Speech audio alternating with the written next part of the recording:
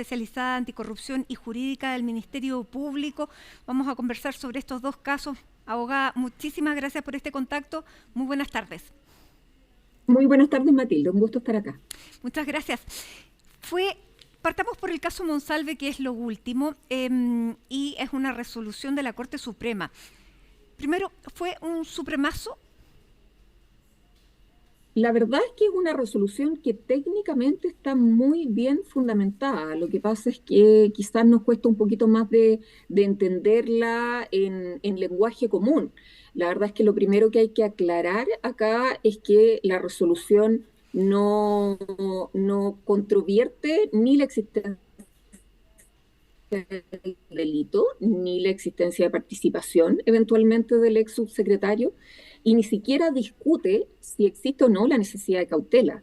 La resolución lo único que hace es reprochar al Tribunal de Garantía por no haber fundamentado como es exigido en general, además de las resoluciones judiciales, pero particularmente en una resolución que impacta tan fuertemente los derechos de las personas como es la resolución que decreta la prisión preventiva. Entonces, lo único que dice la Corte Suprema es, acá lo que no hizo el Tribunal de Garantía fue fundamentar esto como corresponde dentro del ordenamiento jurídico. No dice, insisto, nada respecto de la comisión del delito, respecto de la participación y ni siquiera respecto de la propia necesidad de cautela. Ya, y eso es bien importante, abogada, el último punto, de que no se pronuncia sobre la necesidad de mantenerlo o no en prisión preventiva. Cuando se estaba hablando, uno de los argumentos que fue para tener esta prisión preventiva, que su libertad podía, más bien, o su arresto domiciliario podría representar una amenaza para la seguridad de la propia investigación. Por lo tanto, ¿qué es lo que ahora, porque esta es una resolución de la Corte Suprema, es una táctica usada por la defensa que tuvo un buen resultado? ¿Qué es lo que puede ocurrir ahora cuando efectivamente puede estar en arresto domiciliario una persona que sí necesitaba una cautelar? Claro, necesitaba una cautelar y quizás se pidió correctamente, no lo sabemos, pero lo que la Corte Suprema reprocha es que a lo menos la justificación del Tribunal de Garantía no fue suficiente para los estándares que la ley contempla y que la verdad muchas veces se echan de menos. Yo creo que efectivamente tienen en común esta resolución como la que conocimos la semana pasada de la Corte de Apelaciones de Antofagasta, que en ambos casos lo que reprocha a los jueces es no haber fundamentado como correspondía. Pero eso no significa nada en la sede que corresponde, digamos, en términos de lo que va a ocurrir con esta investigación. Pero La podría estar investigación en riesgo la sigue su investigación curso. con esta decisión paradojal de la Corte Suprema. No debería estar en ningún riesgo, porque en definitiva la propia discusión respecto de la necesidad de cautela también se puede renovar, ¿ya? Pero las diligencias siguen su curso, además el imputado está sujeto a una medida cautelar bastante Ujú. intensa en estos momentos. Pensemos que el arresto domiciliario total no solo es dejarlo ahí, sino que existe un control de los organismos auxiliares de la investigación respecto de la medida cautelar que sin duda se va a cumplir.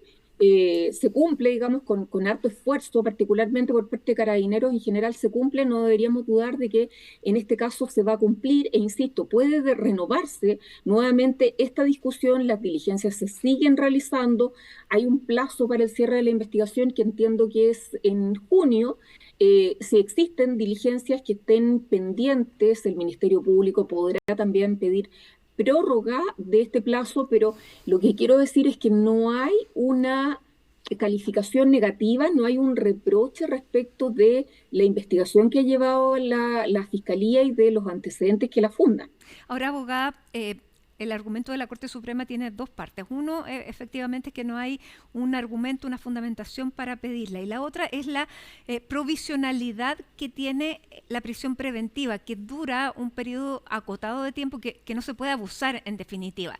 Ese también puede ser considerado un argumento porque es curioso que la Corte Suprema hable de la provisionalidad cuando está bien claro, pero también está las otras, digamos, garantías que se deben cautelar. Sí, claro. Lo que pasa es que está muy ligado, porque lo que hace la Corte Suprema es aludir a estándares jurídicos que tienen que existir en toda medida cautelar. De hecho, ni siquiera solo en el orden penal, también en el orden civil.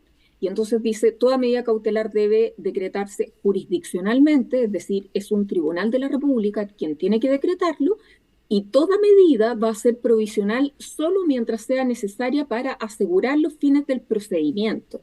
Y en definitiva, entonces, lo que sigue reprochando acá es que, como el tribunal no fundamentó por qué es necesaria la medida para seguir asegurando los fines del procedimiento, bueno, entonces ya tendría que acabarse. Pero insisto, no hay un reproche sustancial respecto ni de la investigación ni de otras resoluciones que se han pronunciado respecto de la prisión preventiva, sino que quizás de una práctica que se ha podido advertir en varios casos de que simplemente se piden medidas que pueden ser altamente intrusivas, altamente gravosas, y se va actuando mecánicamente sin asociar una mayor fundamentación. Y yo entiendo que esa es la crítica que está haciendo la Suprema en este caso. Claro, una cosa es que exista esa fundamentación y que no se haya hecho, y la otra es que no exista.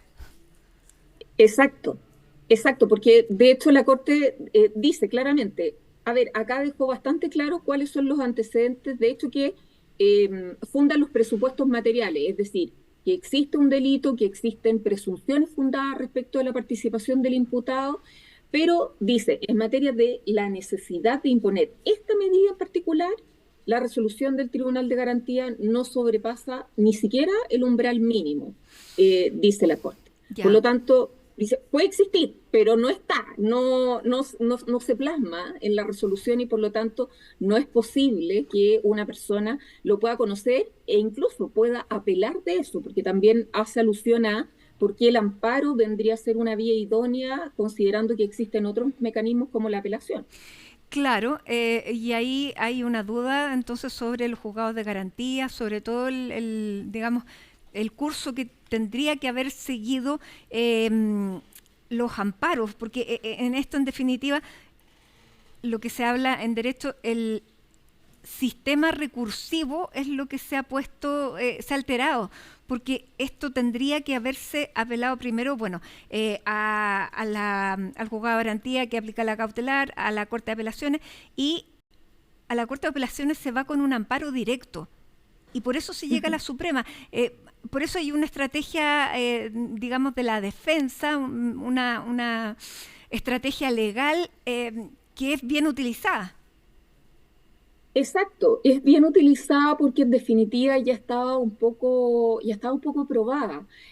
Había ocurrido hace unas semanas que en un caso que involucraba o que sufrió una medida intrusiva un ministro del Tribunal Constitucional, justamente se fue de amparo y la Corte Suprema hizo esta misma fundamentación en definitiva, que el amparo en la vía, de hecho, que fue utilizado también por la Corte de Antofagasta, Ujú. que esta es la vía porque en definitiva lo importante es que se haga primar acá la garantía del acceso a la justicia. Y Ujú. si esta es la forma que están encontrando los justiciables, digamos, los particulares que estamos encontrando para poder garantizar los derechos fundamentales, bueno, entonces lo que quiere decir la Corte Suprema es los tribunales no pueden decir yo acá no me meto, digamos, porque esto es materia de otro instrumento o de otro tribunal. Básicamente esa es la idea. Sino es como ampliar la gama de posibilidades que pueden tener las personas para demandar el respeto a sus derechos por parte de la judicatura.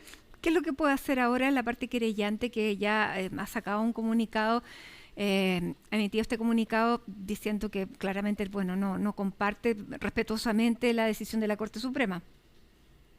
Sí, por supuesto, lo más probable es que no la compartan y también es parte de su pretensión. Por cierto que sí, y por cierto que muy fundadamente también considerará que en este caso la prisión preventiva era necesaria para asegurar la propia seguridad de la víctima, probablemente, no de la investigación y no de la sociedad, que son quizás los argumentos que más se utilizan. Ujú. Entonces, está absolutamente en su derecho y lo que tendrá que hacer es insistir por una renovación de la discusión respecto de la medida cautelar que procede, particularmente respecto de la prisión preventiva. Ujú. En este caso, bueno, cuando Manuel Monsalve sale del anexo Capitán Llaver, tiene también la oportunidad para, porque estos casos también son muy mediáticos, tiene la oportunidad de dirigirse a la prensa y reiterar su inocencia. Eh, También es verdad que este caso se ha discutido demasiado por los medios, siempre, bueno, cuando hay filtraciones siempre son de parte de alguien que tiene intención de llevar, digamos, la opinión pública hacia un lado o al otro. Pero hablando, digamos, netamente, sin todo el entorno, ¿usted cree que aquí se ha llevado un proceso hasta ahora, entre comillas, no sé si la palabra es justo, pero limpio? Yo creo que todas estas investigaciones que son de alto interés público, porque eso es innegable, ¿no? Por cierto. Tienen este problema adicional que no es responsabilidad de nadie, simplemente es un hecho de la causa, pero genera todo este problema adicional que particularmente yo creo que me parece, digamos, mi percepción es que es mucho más complejo, particularmente para la víctima. O sea, la víctima claramente era quien no quería ver expuesta su situación Claro. de esta forma y se encuentra se han tomado medidas de resguardo, pero los antecedentes han estado ahí en todos los medios, las declaraciones, videos, eh, y uno se puede imaginar lo fuerte que es eso precisamente para la víctima. Son complicaciones adicionales y yo creo que en ese sentido puede ser positivo este pronunciamiento porque en definitiva nos da la posibilidad de pensar que todos los intervinientes acá tienen distintas herramientas. Se usan esas herramientas y están obteniendo resultados, digamos. Se puede lograr cierto equilibrio, porque yo no he escuchado al señor Monsalve y sus declaraciones, digamos, pero lo cierto es que tuvo una oportunidad que fue muy criticada y con bastante razón, a mi Ujú. juicio, digamos, de decir yo soy inocente, porque ocupó el Palacio de la Moneda para esos efectos y ocupó su cargo saliente para esos efectos, y creo que eso es muy criticable, y creo que no lo había dicho hasta ahora, digamos, ante los medios, efectivamente. Por lo tanto, uno puede decir, bueno, de alguna manera nos encontramos con una investigación donde los distintos actores pueden ir ejerciendo distintas herramientas. Ujú. Esto no es ensañarse, digamos, particularmente con nadie. Yo creo que en la medida que puede aportar cierto equilibrio respecto de cómo las instituciones están funcionando, yo creo que también puede tener una lectura positiva. Ya, pero para dejar absolutamente claro el tema, porque aquí también estamos en este año electoral, hay candidatos de todo tipo y cada uno interpreta o quiere interpretar o sacar conclusiones. En este caso, Manuel Monsalve sigue imputado por dos delitos que son gravísimos y el juicio continúa. Aquí no hay impunidad, aquí no hay, digamos, nada que indique que Manuel Monsalve tal vez no era tan culpable o tan responsable como al inicio del proceso.